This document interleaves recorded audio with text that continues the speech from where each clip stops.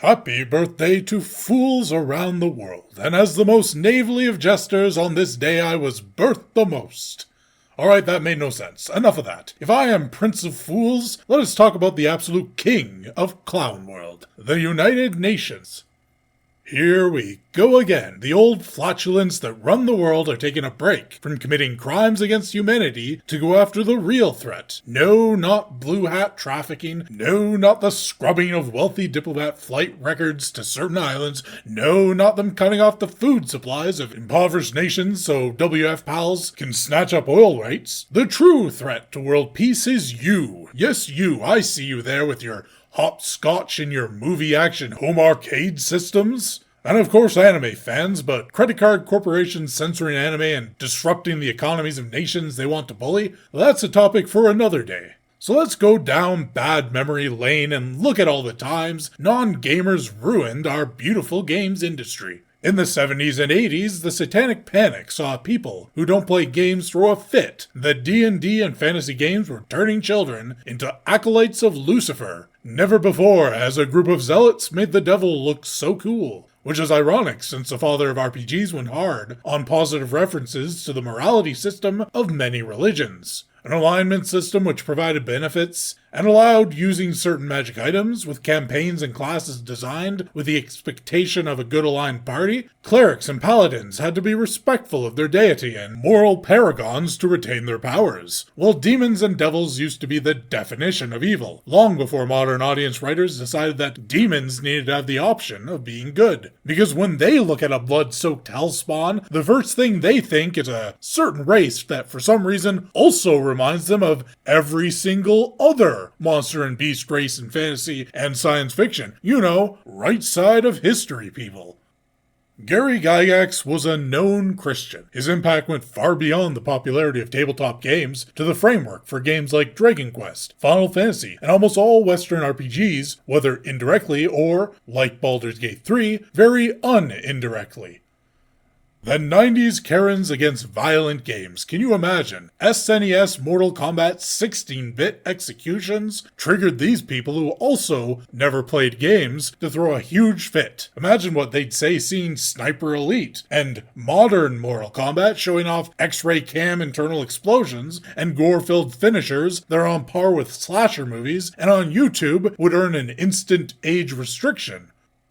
In the 2000s, Mass Effect had some vanilla, fade-to-black romances that still managed to get Puritans who, yes, once again, do not play games, involved in trying to end our overstimulated, naughty content in gaming. And if these Karens weren't enough, the 2010s saw the other end of the human centipede of puritanical misery try the exact same thing with feminist frequency. Once again, do not play games, waging a battle against all female icons in gaming. Both declaring popular, strong female characters as something that doesn't exist in video games, and targeting the very same strong female characters that don't exist, like Lara Croft and Bayonetta, for being gazed upon by their least favorite group of people, men. At least until 2B came out and Lara and Bayonetta became doing fan service right, and 2B became the target of the angry whales, and then Stellar Blade came out, and suddenly 2B was doing it right, and Eve, you get the picture, they're hypocrites. Everyone knows it. Don't worry, Eve. They'll only hate you until the next attractive, strong, independent woman triggers the woman-hating feminists.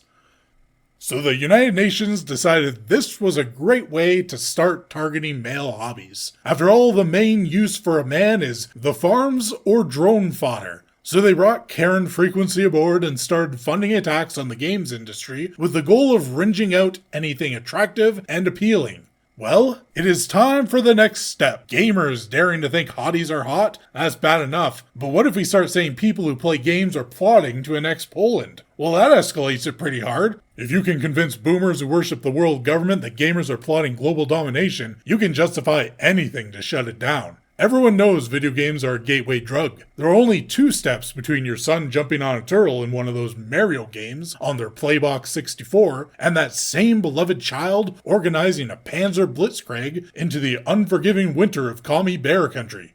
The United Nations has decided the next stage in their plan is calling people who sit around eating Cheetos and raiding orc strongholds the next Volkswagen driving Hugo Boss wearing threat to our freedoms. And if that sounds crazy, just remember, none of these people play video games, and despite decades of anti-gamer groups funding studies trying to prove that gamers are turned violent and support extremism or become anti some race or gender, only for those studies to constantly come back proving there's no correlation, they will never give up on this because it's easier for them to convince people that gamers are to blame for what is wrong in society, and the powerful governments making all the choices and taking all your money are innocent victims, powerless before our gamer rage.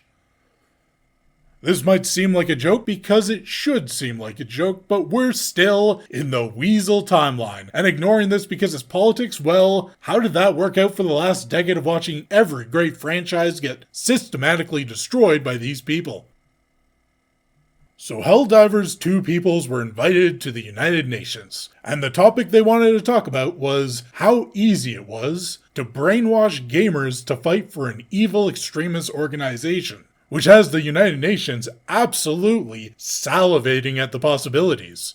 Problem for them is, gamers have the ability to tell a game apart from fiction. Gamers realize that wearing cool uniforms and blasting bugs apart in a game is just fun game stuff. Too bad the United Nations had their brains washed with the extra heavy-duty wrinkle remover.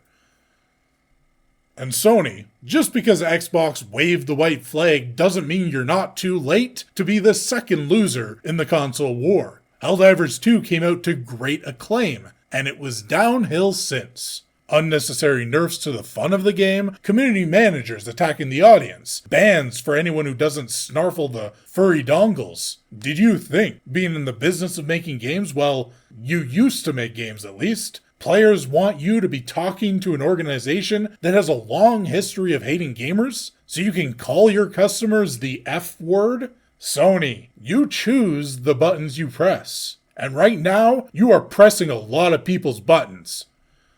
But before we go and aggro the media literacy crowd continuing their long hatred of the likes of War 40k, Helldivers, and Starship Troopers, aren't they kind of getting the message wrong? I mean, let's just be logical here. Both this movie and game are about bugs trying to exterminate the human race and gaslight you into believing they're the good guys. So the real story is about how the media literacy group was brainwashed into siding with the bug aliens who are here to commit a complete cleansing of humanity, showing how easy it is to convince people to want the complete self-annihilation of mankind, and even worse, womankind. Now, why would the UN want to get their hands on brainwashing technology focused on creating a mindless army of drones who would gladly eradicate every last human if you showed them a sad little cockroach cradling her little roachlings and begging, please, please, unwashed Twitch streamer, don't get the bottle of Rage Shadow Legend. Well, I don't have a sponsor, but that would have been a sick transition.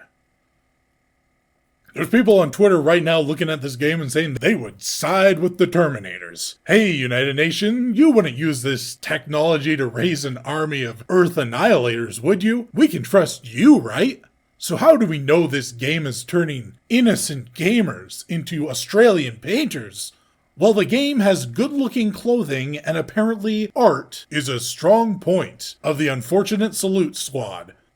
Which is kind of ironic, since being bad at art is sort of what changed his destiny in the first place. Hold up, maybe the United Nations actually has a point. All jokes aside, Mr. United Nations, why are you getting your panties in such a bunch over this whole Helldivers thing? The only thing games are brainwashing players to do is empty their wallets on Chinese waifus. How are they going to invade France when the farthest they want to walk a day is to their fridge for a soda? Why would it bother you even if Helldivers did convince the average human to want to go and kill a tank-sized cicada? I mean, it's not like you're a bunch of humanity-killing insects wearing the skin suits of world leaders.